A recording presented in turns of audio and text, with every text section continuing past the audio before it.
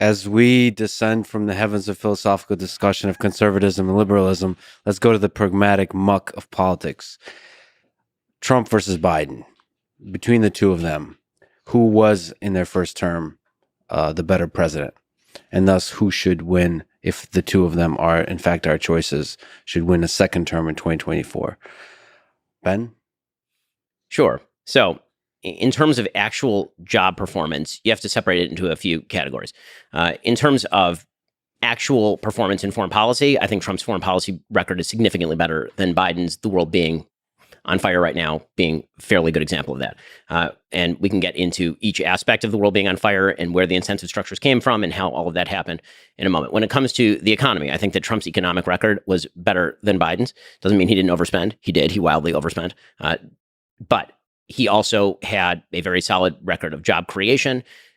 A huge percentage of the gains in the economy went to people on the lower end of the economic spectrum. Actually, the gross income to the average American was about $6,000 during his term. The unemployment rates were very, very low before COVID. I think that you almost have to separate the Trump administration into sort of before COVID and during COVID, because COVID obviously is sort of a black swan event, the most signal change in politics in our lifetime. And so, governance during COVID is almost its own category, which we can discuss. But, in terms of foreign policy, in terms of domestic policy, I think that Trump was significantly better than Biden has been. And that's on the upside for Trump. On the downside for Biden, obviously, you're talking 40-year highs in inflation. You're talking about savings being eaten away. You're talking about everything being 20 to 30% more expensive.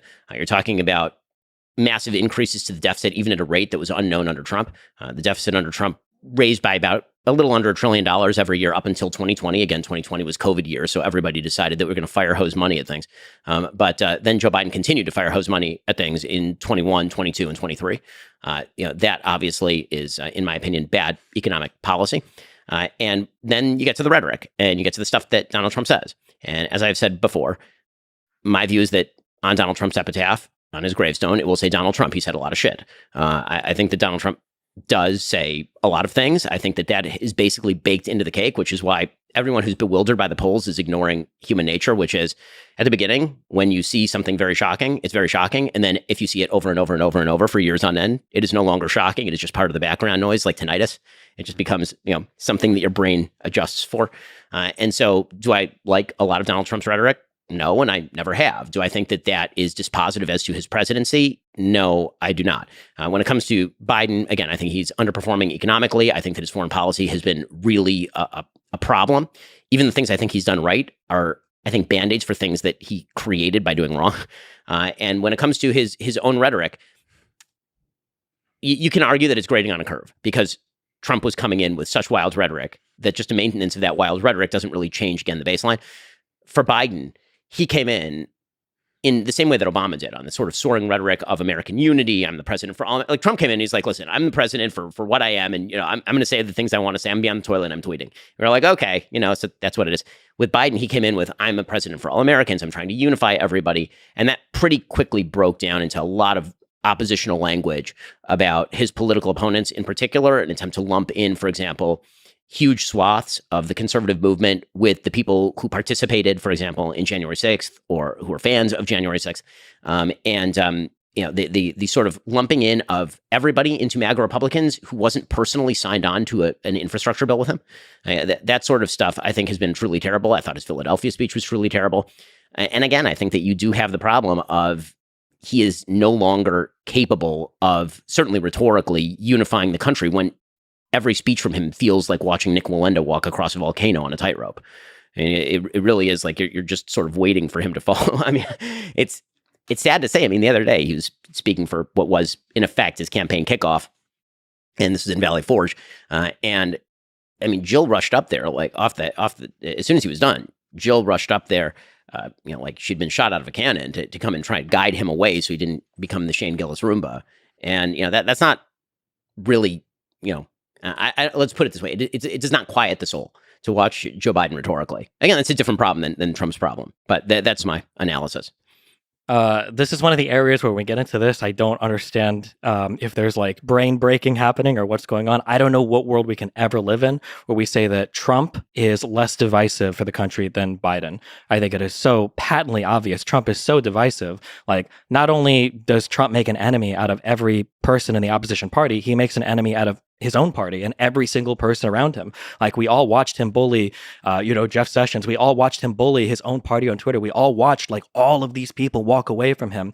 Even recently, I think the Secretary of Defense Esper and John Kelly, the Chief of Staff, were saying, I think Trump is a threat to democracy. You've got all of his prior people that were around him, some of his closest allies. You've got Bill Barr that won't co-sign a single thing that he says.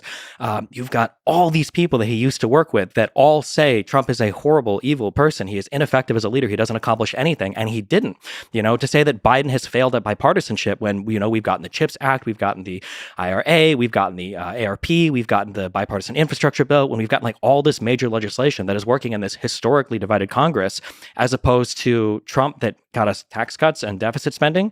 I don't understand where we ever are in this world where Biden is somehow more divisive than Trump. Even the speeches that Ben is bringing up, they always bring up. I remember that one. I think we might have even done it on our episode. The one speech that Biden gave, where at one point the background is red, and the Philly speech I referenced. Yeah, and they're like, "Oh my God, it's over. This is the end." And then meanwhile, you got Donald Trump, coming into office saying things like, "If you burn the flag, you should have your citizenship revoked," or talking about MSDNC, that I'm going to investigate every single one of these media organizations for corruptness. I'm going to open the libel and defamation laws. I'm going to take all of these guys to court. You've got this weird Project 2025 stuff where is it John Paschal, I think, is talking about, we're gonna investigate all of these people and we're gonna try to throw crimes at all these people. Trump is like the most divisive president I think we've ever had in at least in my lifetime of being an American citizen. And the rhetoric from him is it's on a whole other level in terms of the demonization of political opponents. I mean, this is a guy that's known for giving his political opponents bad nicknames, right? Like, that's what Trump does. It's funny, but even as a resident of Florida, if Florida had another natural disaster, do you think Trump would withhold aid? Because you had, I think that was one of the few nice things that DeSantis actually said about Biden, was that like, hey, listen, when the buildings collapsed in, I think that was in Miami Beach, that, for the hurricane stuff, that Biden was there. He was saying, if you guys need aid, however many billions, you can have it. Meanwhile, Trump, I think, was threatening to withhold federal funding from blue states that wouldn't, I think it had to do with the National Guard stuff, the deployment of the National Guard, that they weren't like doing enough for the riots. And Trump was threatening to withhold aid from some of these blue states. Trump is literally the most divisive person in the world. I don't see how on any metric he is ever succeeding in the divisive category.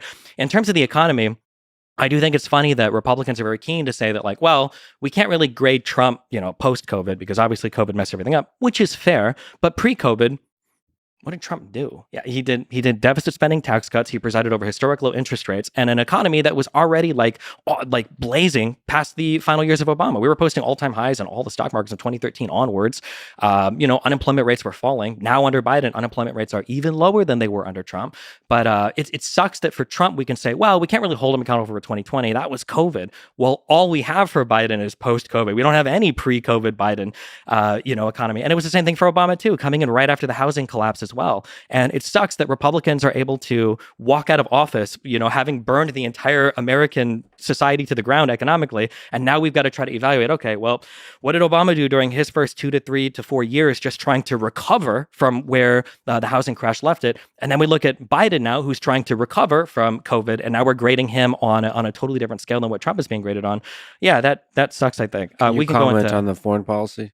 On the foreign policy, I'm going to be honest. I am very liberal. I'm very not progressive. I'll probably come off as more hawkish than others because I'm not a big fan of this. Which also, if Ben agrees, like, I think people like Trump are going to be the most dovish, isolationist people ever. They don't want to do anything internationally. They just want to, protect America, be at home, protect our economy, don't do anything internationally, which is why he was constantly undermining NATO and constantly, attacking all of the European Union and, cheering on the UK for Brexiting away from the EU.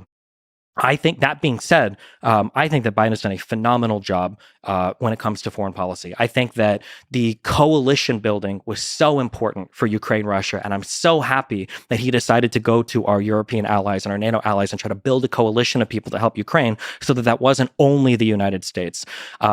Personally, especially after doing a whole bunch of research, I do tend to side with Israel over Palestine in a lot of the Israeli-Palestinian conflicts. I'm glad that Biden, while remaining a staunch defender of Israel, is trying to rein in some of the more aggressive posturing towards the Palestinians in the Gaza Strip. I'm proud that Biden said, hey, listen, we're going to delay some of these attacks. Hey, listen, we are going to allow humanitarian aid here. Hey, listen, we are going to try to, not kill as many Palestinian people down there, while still, signaling that he would be a staunch supporter of Israel in the conflict, assuming the civilian casualties don't go too high. For foreign policy, blemishes.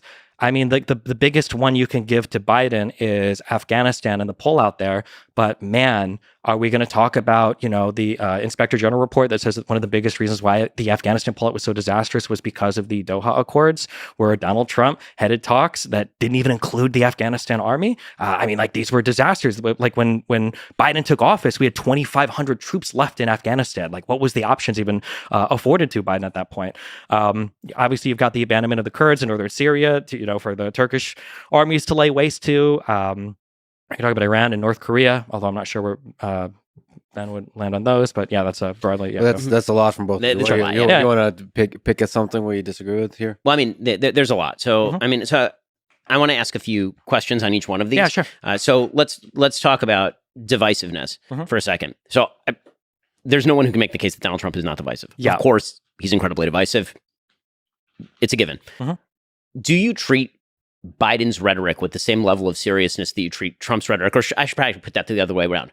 Should we treat Trump's rhetoric with the same level of seriousness as Joe Biden or, say, Barack Obama's rhetoric? I'm going to try to be concise when I answer these.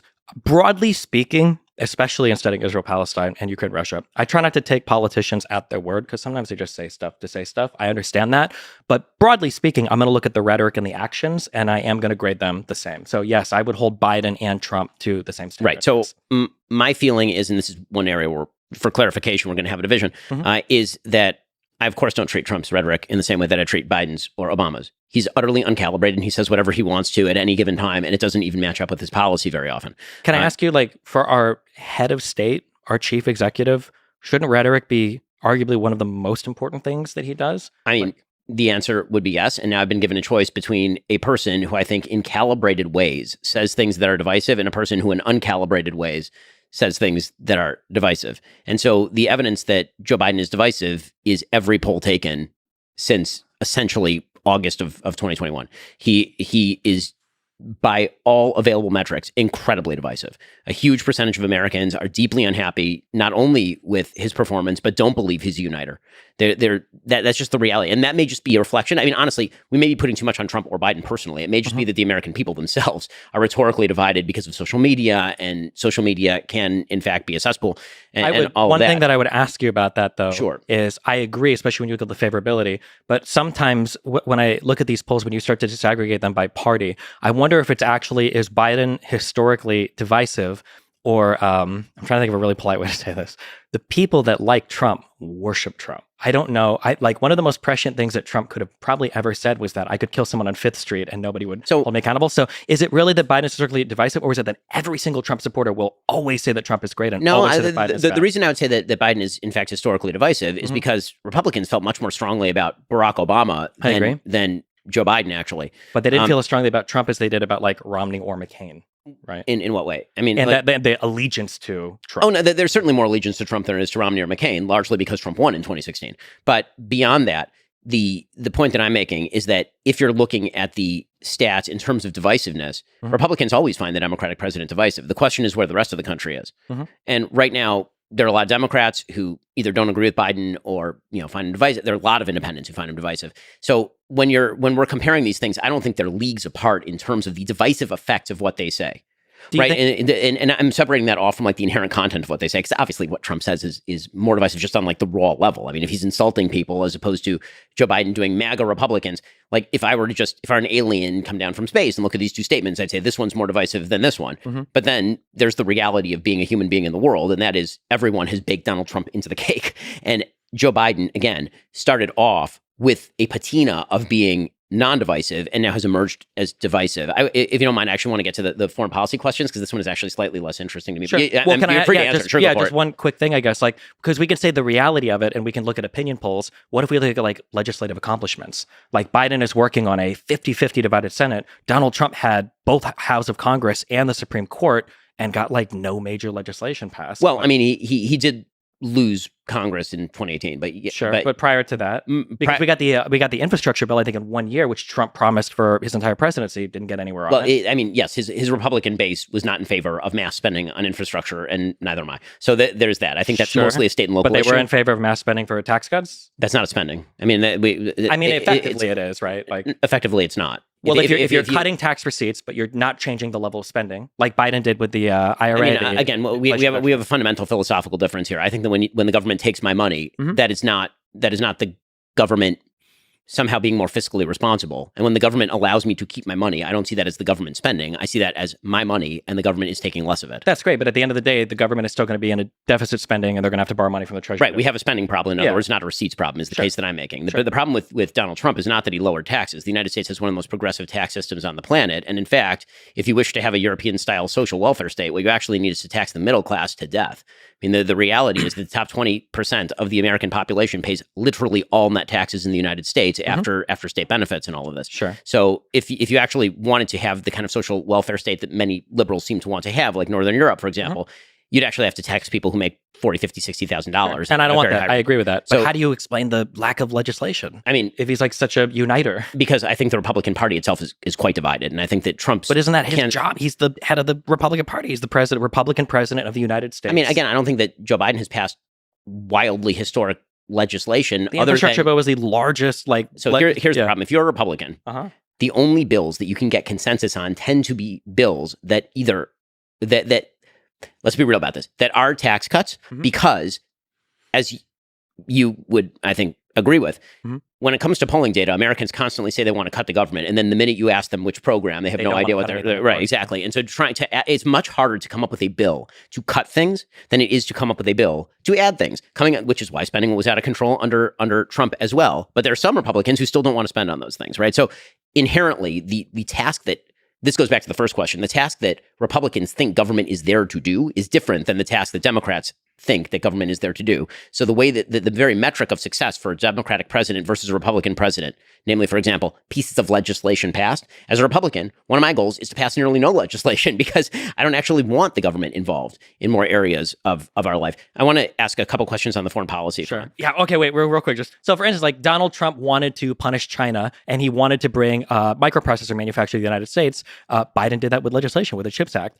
You talk about like spending being out of control, and I mean, I can agree with that. I think anybody that looks at the numbers has to agree with that. But why not pass legislation like the Inflation Reduction Act, which is at least like spending neutral? Right? Like, why are there not bills where Donald Trump could take... Well, I mean, first of all, I think that whenever the government says something is spending neutral, it rarely materializes that way. That is not going to be a spending neutral bill. Sure, but there's a difference between, like, at least they say it's spending neutral versus this is a $500 billion bill over, like, 10 years. I mean, right? But again, I don't see a tax cut as a matter of quote-unquote spending neutrality. The big problem is they keep spending, not that they are allowing me to keep the money that I earned and they did not earn. But okay, so then just to understand, so if somebody just did massive, like, reductions in tax receipts, so tax cut after tax cut after tax cut, but they didn't change spending at all, you wouldn't consider that, like, an increase in deficit spending or out of control spending. You would just say they're just tax cuts? No, the opposite. I would consider it a wild. I would consider it a wild overspending.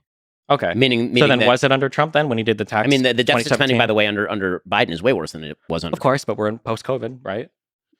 COVID ended effectively. I mean, you live in Florida. COVID effectively ended in the state of Florida by the middle of 2021. Yeah, I mean, even if you're a vaccine fan, by like April, May of 2021, there was wide availability of vaccines, whether or not you like the vaccines. Yeah. And at that point, we were done. I agree, mean, but and- like we're in a post, like how many trillions of dollars have been dumped in worldwide that are like leading to inflation, right? The inflation is like a worldwide issue right now because of the economy shutting down for a year or two. It's not like those effects are gone in 1 year, right? COVID might be gone, but the after effects of all the stimulus spending and the unemployment and everything the else. definition of inflation is too much money chasing too few goods. So pouring more money on top of that makes for more inflation. That's what it does. Sure, I agree. But like there's also the definition of when do you deficit spend is when economies are headed for recessions, right? Rather than when economies are doing really well, like they were under Trump and he was deficit spending. Whereas Biden can at least make the argument that I ought to be deficit spending because the economy is heading for potential recession. Right? So here's the thing. I don't think that the economy was actually headed for recession.